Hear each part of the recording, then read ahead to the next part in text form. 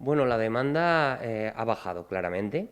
Em, Ha bajado porque todavía la gente, todos tenemos un poco de miedo porque no sabemos qué va a pasar, pero sí que es cierto que comparada con la crisis del 2008, que hubo un momento que hubo un parón en seco, es sorprendente que hay gente que viene, tiene ganas de salir de esta, de vivir, de comprar cosas con terraza, de comprar casas, de salir del piso que no tiene terraza.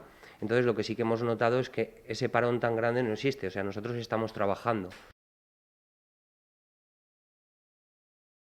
Esto nos hace cambiar la manera de cómo vivir, ¿no? Entonces, yo ya tuve muchas llamadas a lo largo de estos 2 meses, pero ahora sobre todo la gente quiere cosas con terraza, áticos, casas, potencia mucho los pueblos, igual que antes era todo el mundo quería Reus, La Selva, Riudoms, Almusté, Castelbel. Entonces se ve como un cambio de ciclo en ese aspecto, en la subtipología.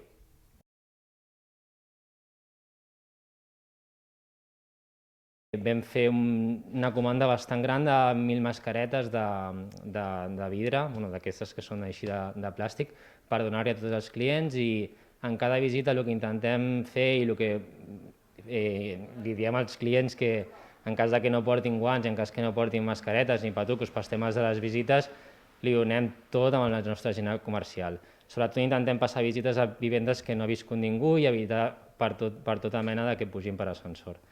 D'acord? Sobretot molt controlat, intentem avisar als clients compradors que si poden vindre una persona, millor que vinguin dues persones, i sobretot tindre aquestes molt estrictes amb el tema de higiene perquè és molt important.